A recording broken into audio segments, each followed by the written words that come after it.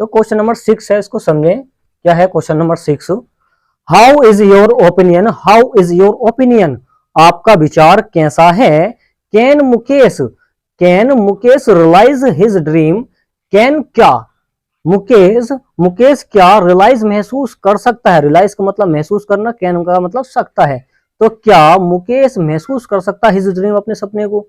तो हमें ये बताना है, तो क्या अपने सपने को महसूस कर सकता है, ये हमें बताना। देखिए आंसर है इसका where there is a will, where there is a will, जहां चाहा है, विल का मतलब इच्छा या चाहा, जहां पर चाहा है, देयर इज अ वे, वहां पे राह है, वहां पर रहा है। मुकेश कैन रियलाइज, मुकेश महसूस कर सकता है हिज ड्रीम, अपने सपने को, मुकेश अपने सपने को महसूस कर सकता है। बिकॉज क्योंकि ही हैज द थिंग्स, उसके पास वस्तुएं। देखिए हैज का मतलब पोजीशन के लिए आया, सब्जेक्ट का सिंगुलर है तो आएगा has. He has the things, उसके पास चीजें हैं, वस्तुएं हैं। इन हिम, उसके पास। डेट विल अनफोल्ड, जो विल अनफोल्ड, जो खोल देंगे। अनफोल्ड का मतलब देखिए, अनफोल्ड का मतलब होता है बंद कर देना, अनफोल्ड का हो जाएगा खोल देना।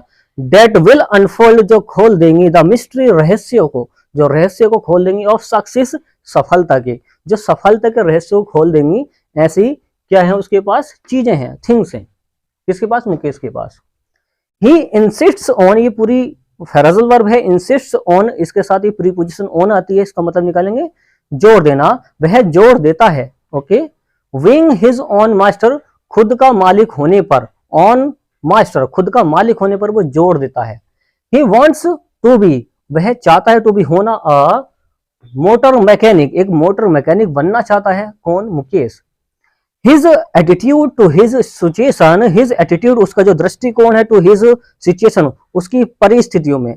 देखिए सिचुएशन होती है परिस्थितियां, उसकी जो परिस्थितियां, उसका जो दृष्टिकोण है उसके बारे में क्या है? इज डिफरेंट, वो अलग है। जैसे उसकी परिस्थिति है, उससे उसका जो दृष्टिकोण है वो अलग है।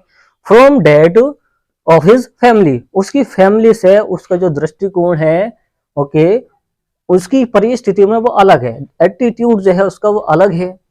इट विल हेल्प, यह उसकी मदद करेगा। इट विल हेल्प, यह उसकी मदद करेगा। रियलाइज, महसूस करने में, हिज ड्रीम, उसके खुद के एक सपने को।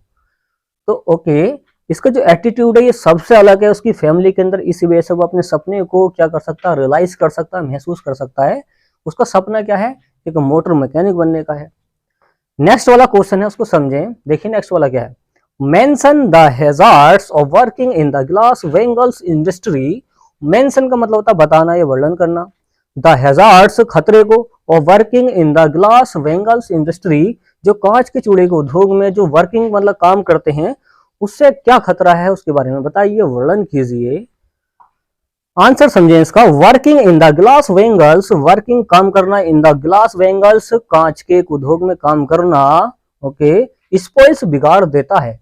देखिए वर्ब में आ गया एस, प्रेजेंट का इंडेफिनिट है, हिंदी निकालेंगे, बिगाड़ देता है, ताहती है, तो वो क्या कर देता है? बिगाड़ देता है। किस किस को बिगाड़ देता है?